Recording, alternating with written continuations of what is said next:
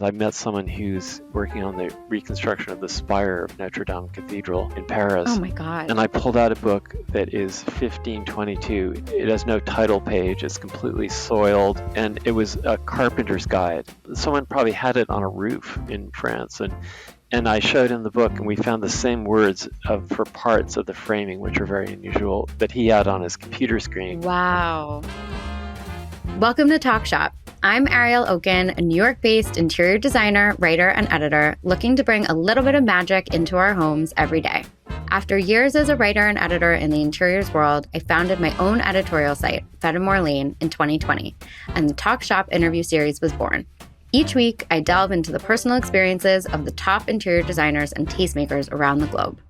This week, I am joined by Peter Pennoyer, an illustrious classical architect and author with over 35 years of experience in residential, institutional, and commercial architecture. Known for deftly fusing history and creative invention into timeless contemporary designs, Peter, who was born and raised in New York City, received his undergraduate and master's degrees in architecture from Columbia College.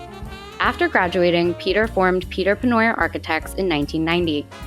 Since then, the Manhattan-based firm has become an award-winning and highly recognized leader in new construction, renovation, and historic conservation for residential, commercial, and institutional commissions across the United States and abroad.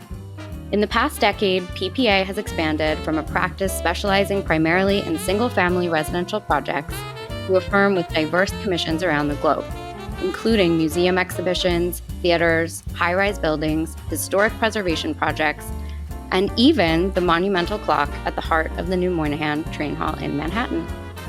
The firm has also expanded artistically, adding interior design to their offerings, resulting in a dynamic creative process and expansive projects that represent the best of modern classical architecture. Along with working on over 200 projects, Peter is also an accomplished author, publishing 5 books with his co-author, Ann Walker. Their newest collaboration, Peter Pennoyer Architects, City, Country, is available now. Please join me as I welcome Peter to the podcast. Welcome, Peter, to the podcast. Thank you, Ariel. Thank you. To kick off the conversation, could you describe your style in 3 words or less? I'd say my style is appropriate. It's a terrible word. It sounds so boring. It sounds yes. No, it's 3 words. What is appropriate? That's it. I think that makes a lot of sense, though, when you think about it from an architectural lens, because you're thinking about the sense of place and what fits there. Right. So it's not just classical. I mean, it could be other things. I don't do glass boxes, but right. So for those who may not know, who is Peter? What gets you inspired about what you do? Walk us through your sort of day-to-day at the moment. Right. So I think of myself first as a New Yorker, and I'm lucky that my wife Katie and I live here, and that our 3 children have chosen to live here too. So I'm deeply embedded in New York. I grew up here, and to me, the way architecture fits into a city is almost more important than architecture that stands out by itself. So there are streets which I feel are architecturally more compelling than some individual buildings. I like the sense of place. I like the sense of community and history that you see in cities. And I think because I love the diversity that you find on streetscapes, I also feel that it's important to bring that into your own work as an architect. I love that. I moved out to Westchester, but during pre-COVID, I lived in the city and I lived very close to the Benson. So I watched that go up and I used to walk by it and think, oh my God, what a beautiful building. Thank you. Thank you. Can you tell us a little bit about PPA? How big is the firm now? What types of projects do you typically work on lately? Yeah, so we're 45 people now, and most of our projects are with other interior designers, but we have a couple of things going on in that department. So really we have such a diversity of projects. And now we're doing a complex of cabins off the grid in the wilderness in Montana. Oh my God. How are they powering it? That's well, so that's the interesting. problem. So, solar panel, it's going to be solar. It's going to be completely off the grid. You can get there sometimes by like a snowmobile, or sometimes it has to be a helicopter. Oh my God, that's fascinating. When I went there, I had to for the first visit, my client told me to bring ski poles. And I hate traveling with checked baggage, so my daughter found me collapsible ski poles on Oh my Amazon. God, that's hysterical. And what a thing to bring with you. I know. Then he handed me snowshoes and a big can with a trigger of bear repellent. So that Oh my so God. that's on one hand. On the other hand, we're finishing up a house in Palm Beach, which is no bear spray required. Okay. There are other kinds of spray. Yes, exactly. And then we're doing one in Dallas. We're having a lot of fun. A neighborhood where a lot of the old homes are getting torn down. We're actually restoring this wonderful Hollywood Regency mansion. Oh, that's amazing. The neighbors are excited too because people. If you live on a street and you're used to seeing a great old house, it's sad when it gets torn down. Oh, it's terrible. I mean, you lose so much history about a Yeah. neighborhood also when you lose beautiful homes like that. I mean, yeah, but we're not. I mean, I'm not averse to making new architecture, but when a neighborhood has an identity, I think it's really important to be respectful of that. Totally. Yeah, so we're doing that, and we're have some other houses on the boards. We designed a new building for the Upper East Side, an apartment house. We're contemplating another book on the architect Charles Platt, who's been written about in various ways, but deserves a more fully illustrated book. And then we have also a book on that I'm working with David Netto and Paul Goldberger on Rosario Candela, who designed the most fabulous apartment houses in New York. Yes. Oh, that'll be a fantastic book. And we've also started doing some design consulting where our role isn't as extensive. I went to Manila actually in June and helped this family figure out Wow. how to work with their local architects on a new house there. It was fun. You're kind of all over the globe. I know, and we still do smaller projects, especially for repeat clients. They'll come back and say, and now I'm ready to do this fabulous basement. So we're Right. we're we're literally working on a basement that's going to have, with Katie Ritter, my wife's office is the interior designer, and it's going to have a bar with bas relief and bamboo walls and That'll be amazing. Edie's so talented. yeah, it's so much fun. We're having so much fun with it. I can't wait to see. I feel like you guys do such a great job working together, mixing classical and Katie's amazing use of color is just such a great combination. Yeah. Yeah, it's fun. It's fun. And Katie, and I mean, there are other designers we love to work with. Really, I mean, it animates our work. It's the color and the pattern and the furniture. And, I've always preferred, that contrast between the furnishings, the art, and the interiors. I think it's a good thing. So, can you walk us through your career so far? Were you always interested in architecture and design? Like, what drew you to the field? So, no, I was one of those annoying people who kind of knew what they wanted to do from early days. So, and my father was, for a while, he was chair of this citizens sort of government group it was called the Art Commission for its first 100 years until Bloomberg decided it should be called the Design Review Commission. But it was the Art Commission then. And he would bring home plans of buildings they were proposing to put on public land. So they got to vote on everything that was getting built. Oh, wow. And so I got a little bit of a window into seeing these presentation drawings, and that really excited my imagination. That's so fascinating. I mean, there's a through line there with, now working on like the train hall and, so many buildings that have affected the streetscape and the landscape of the city. It's very interesting. Yeah, that was interesting. And then he was also involved in the Metropolitan Museum before you were born, when they were building all their wings. They were on a massive building campaign. And so I used to go and walk around the construction site when they were like, building Wow. the Temple of Dendur wing. So Oh my God. so I had a lot of exposure, even though my father was a lawyer, was to architects, architecture and art. And that's where it started. And then when I went to Columbia College, was interested in, I'd say, the historical side of things, began looking at preservation. But then I met Bob Stern, studied with him as an undergraduate, and went to work for him and discovered architecture through his process of breaking out of modernism, which was what was happening then. People were interested in being more inclusive about design and stepping away from, the pure white box. And so that was a very interesting time to be in a small office. Yeah. I mean, also what a time to to have him as your professor, to go work for him, I mean, that's an incredible first start. No, he's been a great friend and mentor my whole life, and he reads what I write. He gives me criticism still. That's It's a amazing. re, it's like I think it's a bit like the benefit of having your toughest professor sort of whispering in your ear as you go on in life, saying that's not good enough. Everyone should have that. I think it's, like, the best form of a mentor. Yeah, it's a little bit of respect and fear mixed. Yeah. That's funny. And then I had a friend in architecture school who was landing very interesting projects, and asked me to help him. And so I'd left Bob's office because I was trying to concentrate on my schoolwork. And then 2 weeks later, this friend named Peter Moore showed up, and he said, "Would you be interested in being my partner? Isabella Rossellini's hired me to do her loft." Oh my god. That was crazy, right? That was our first project. It wasn't everything it was supposed to be, and I think Isabella parted ways with us at some point. Yeah. So But still, it gave you the you might not have felt at that period of time that you were ready to do it, had something like that not come your way, and it kind of propelled you. no, I think we were getting ahead of ourselves, and Yeah. I mean, I can drop her name, but I won't say that she fired us, but she did anyway. So That's funny.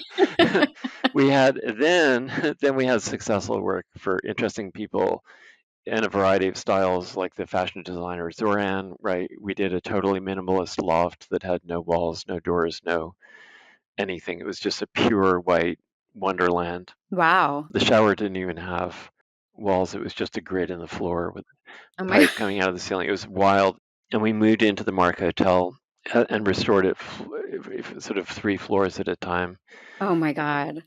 It's so great working having a hotel. I mean, it's great. How old were you when this was happening? I was in my late 20s, and then we we Oh no my we no, but St. Ambrose wouldn't sell anything over 24 hours, so they would send cakes up to us weekly. oh my I mean, this is like every Upper East Sider's dream late 20s experience. It was really fun, but then just working hard and learning and having patient clients. Yeah, that's also important. Speaking of, can you speak to why you choose to take on a new project?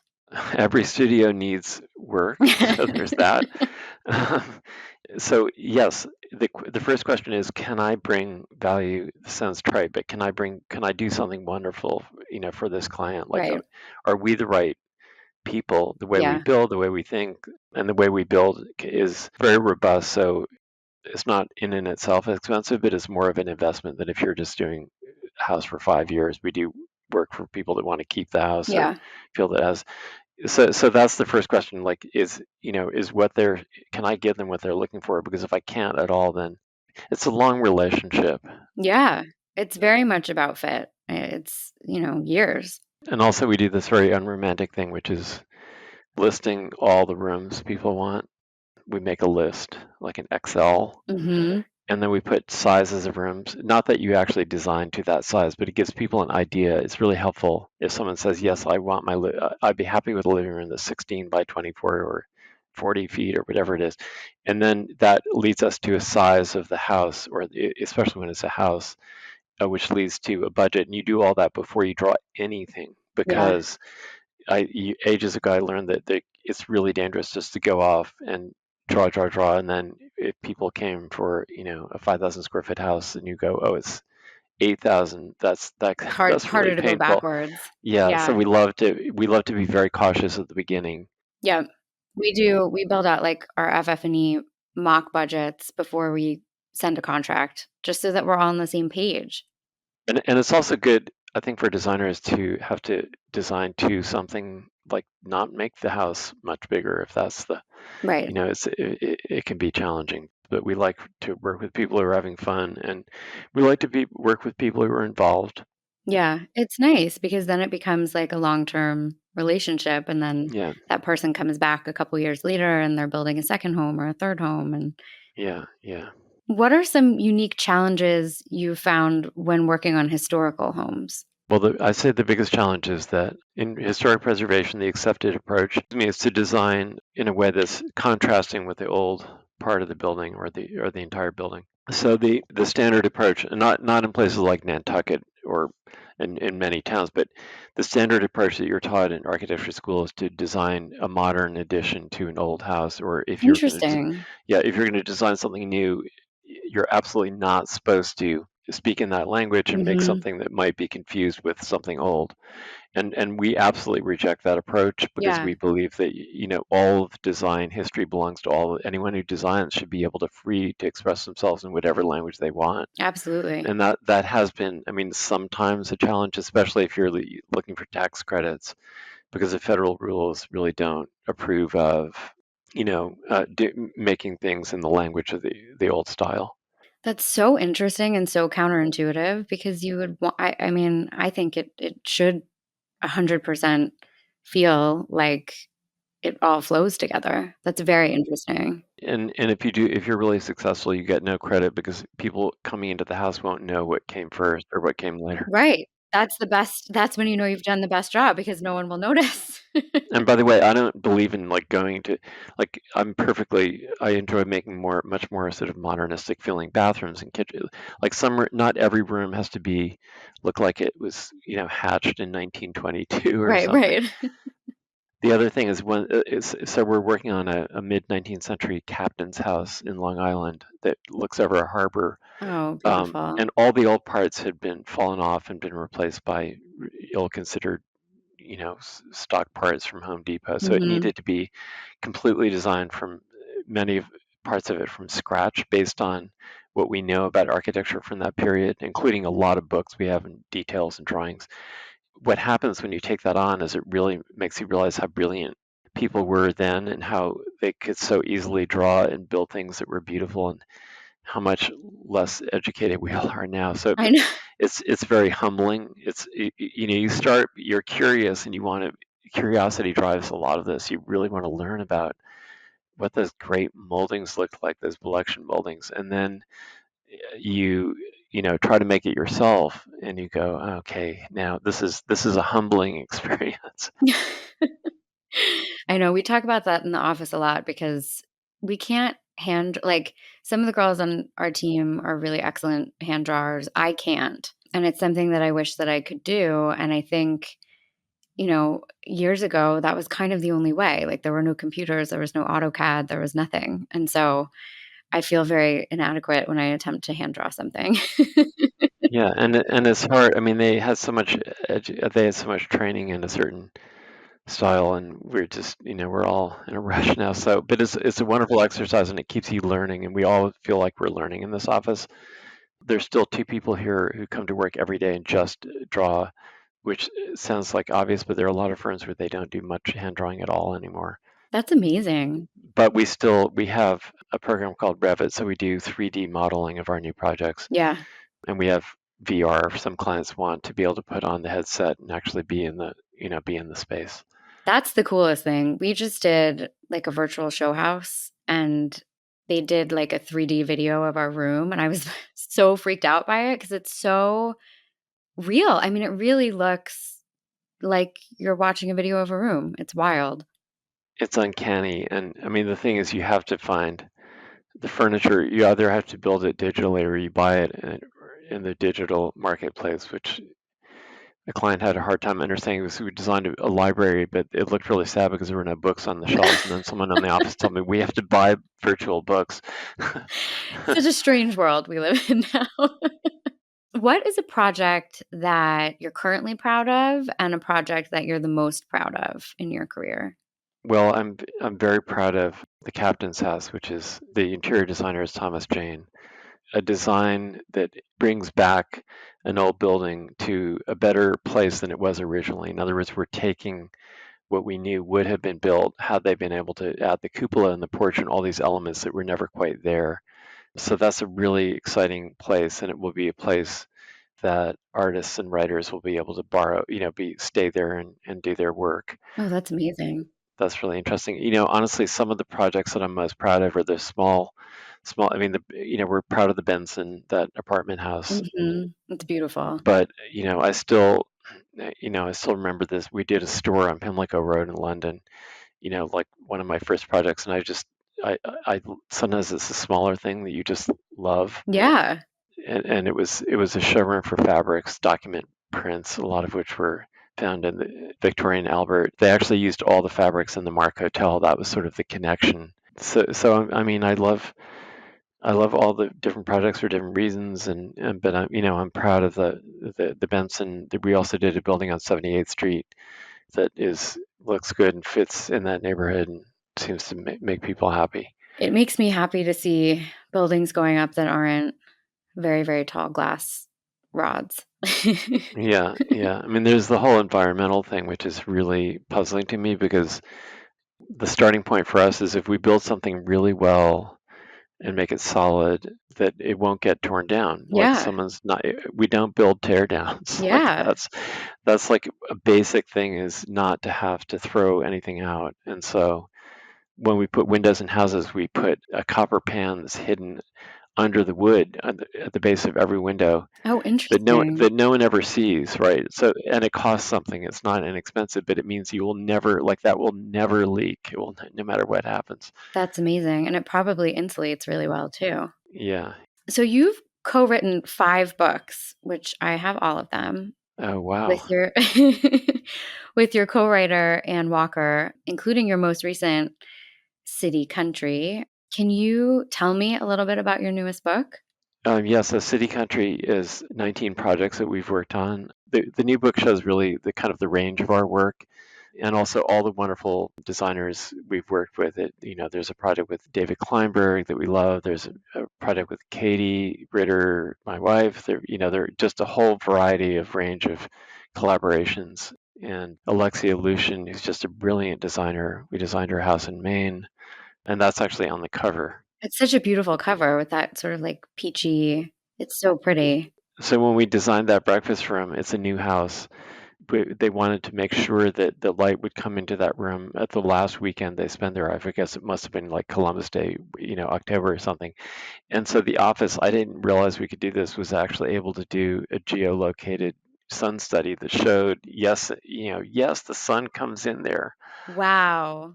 I mean, that really, I think, is like that detail right there just distills how in the weeds you guys get in making something that lasts and something that is so personal to a client that that's not a home that they're going to want to ever sell because it's just them kind of encapsulated in a physical structure. Is there a favorite element about what you do? I think it has to be that I'm with friends in my office, and the chief designer here is my partner Gregory Gilmartin, who I met in college. And here we are, he's sitting in the next room today from me. And then, so working with him, and he's just a brilliant historian and designer.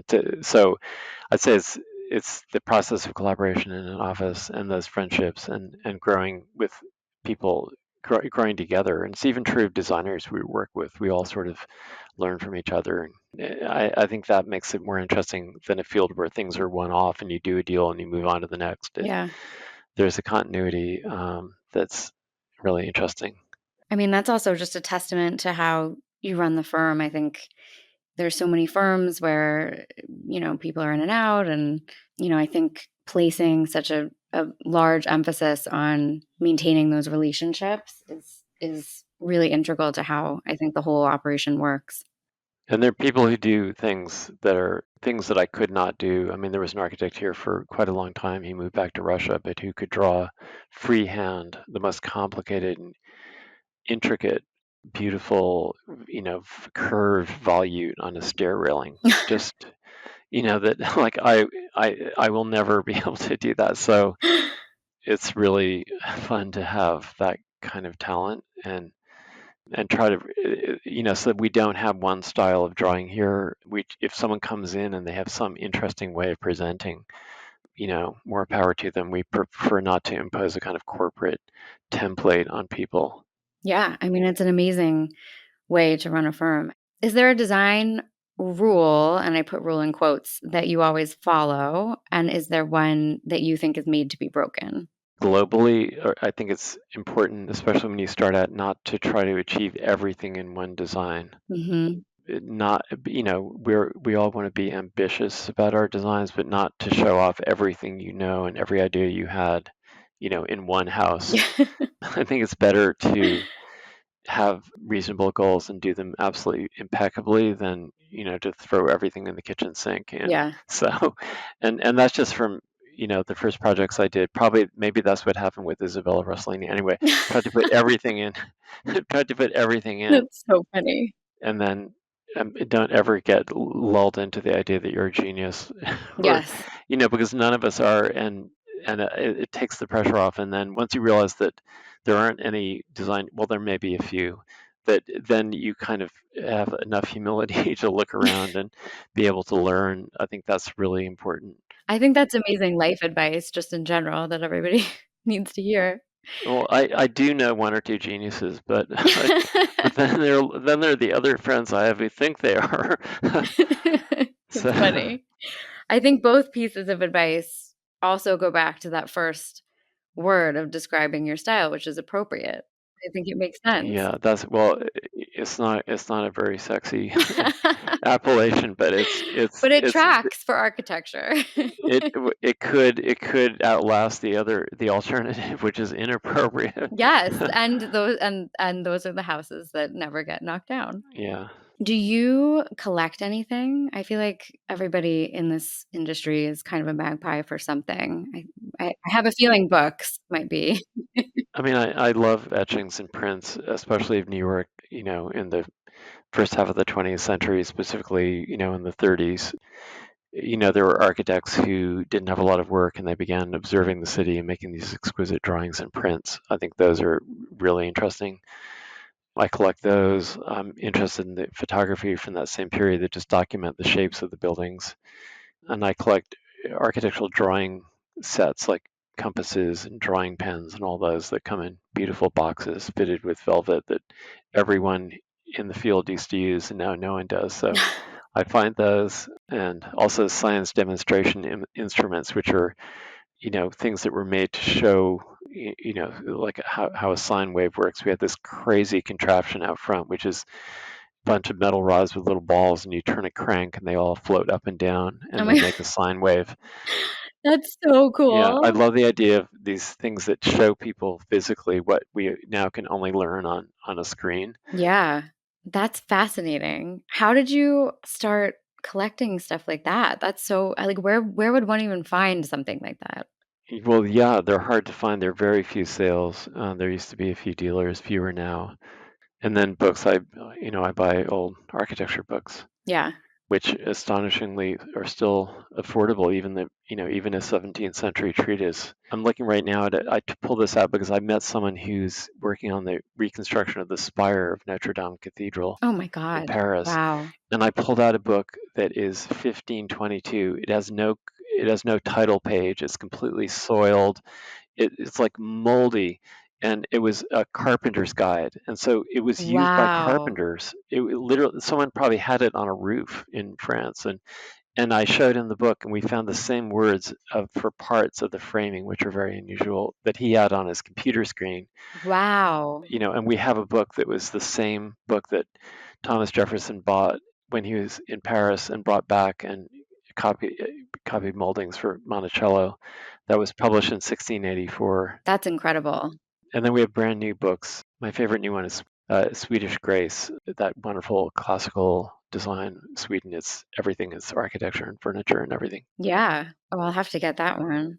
Again, it's not on Amazon, so To go hunting for it. I've found a couple random sellers on Etsy. Like one is called Cape Fear Books. oh, that's a dear friend of mine. Really? Yeah, Bill Irvin. Oh Oh, my God, that's where I get yes, all of my yes. old interior design books. Yeah, he was a copy editor at House Beautiful for like 20 years. So, That makes so much more sense yeah. because I was like, this edit is incredible. I mean, it's amazing, the books that he has. That's so funny. I know you have a huge library or office. I saw an interview you did where you showed it's like almost floor to ceiling, right? Of all the books that you guys have. Yes, it's all over every room. That's incredible. When everything was locked down during COVID, the landlord thought it was peculiar that we were not only here, but we were taking delivery of more bookcases. Well, what else was one doing during COVID other than I know, like the reading? streets were empty and they were bringing in more bookcases. Well, now we've been doing some rapid fire questions, and it's just to learn a little bit more about you on the personal side. What is your favorite city? New York. That makes sense. Yeah, New York. Favorite hotel? My favorite hotel, oh gosh, the Edhem in Stockholm. I have always wanted to go there. That is on my list for when my kids are not toddlers and I can travel again. Oh. I'm in the limbo of like, I have a 4-year-old and a 17-month-old, so I'm not going anywhere exciting Oh my anytime soon. goodness. But I have a big list of places, and that's very high at the top. Favorite film? Rules of the Game by Jean Renoir. Oh, I don't know that one. Oh, you're Look in for that a up. treat. Yeah. It's divine. Okay. I feel like we get so much inspiration from old movies too, the sets and Yeah. the way that everything's filmed. Favorite food? Wow. I'm just an omnivore. I don't know what to say. I'm an omnivore. Well, so it's just because it's kind of getting cold out. I love lamb stew from the Hmm. Julia Child cookbook. It's called Navarin, and it takes hours, and I love it. I love it more when someone else makes it because Yeah. after 3 hours with it, I'm not that. But that has to be one of my faves. I know. When I make beef stew, it takes me a good 6 hours because I just like leave it on all day, and it's so worth it at the end, but it's like I almost have to emotionally prepare the night before I do it. Right. Favorite drink? Oh gosh. I mean, I love a good glass of Bordeaux wine. I feel like also very appropriate. It tracks with I don't know. the theme. Last question, favorite design book? Oh dear. I know that's probably an impossible question to ask you. Well, I'm just so fickle. I'm going to name the one that I like now, which is Swedish Grace. I love that. To prepare you, the spoiler is that the only English words in the whole book are Swedish Grace. The rest of it's in Swedish. But it probably has some really beautiful photography. No, yes, and drawings. And the Swedes use those English words to describe that style. So it's actually not a translation of a Swedish. Interesting. Yes, isn't that bizarre? Yeah, that is really interesting. Yeah. Well, a final few words before we wrap up. What are you working on right now? Are there any new projects that you can tell us about? Oh, yeah. Well, the problem is the ones we really love to talk about, people don't want us to talk about. But so we made a proposal to do a conservatory-like entertainment pavilion at One Observatory Circle, which is Wow. where the vice president lives. So I don't think it's going to get built. I don't think it's going to, but it was fun to do that proposal. That was fun. And what an amazing experience. I mean, that's Wow, I that's know. It's really, incredible. they need it because they keep having to rent party tents, which is It's funny. really wasteful. Finally, do you have any advice for someone looking to define their own interior style? Yes, I just keep your eyes open and, look at pictures. But if it's interiors, I also think it's very important to connect with the people who make things, the artisans, the furniture workshops. I don't think you know anything about a sofa unless you've been and seen them making the frame and doing all the work that goes into it. Absolutely. That's so true. Yeah, I think we're lucky to be in a place where there are still people making, club chairs and sofas and where you know what a paley is and a Lawson. You learn all Yeah, that. I think it's so important to learn. And then and you'll see things that will speak to you, and then you'll discover your style, and it's not going to be in an abstract way from looking at pictures. It's the tactile experience. yeah, absolutely. I know I feel lucky to be designing in New York because there's just so many incredible artisans and people who have been, doing something super niche like decorative painting, but they've been doing it Right. exceptionally well for 60 years or 40 years. And, I can learn so much from them. Finally, where can listeners find more about you and your firm? So our website, ppapc.com, our Instagram at Peter Pennoyer Architects, the new book. Yes, the new book out now. And I should have mentioned on the favorite project, we're renovating Guild Hall in East Hampton.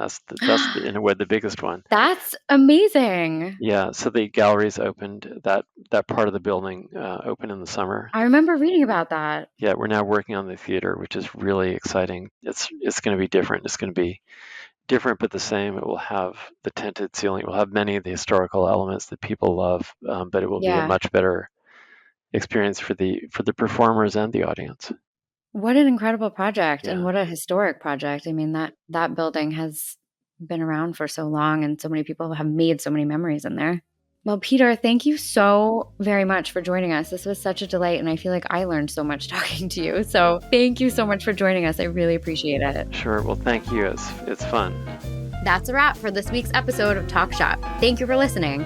We'll be back next week with more thoughtful discussions and amazing guests. Make sure you follow on Apple Podcasts and on Spotify so you never miss an episode. And of course, follow me at Ariel Okin. See you next week.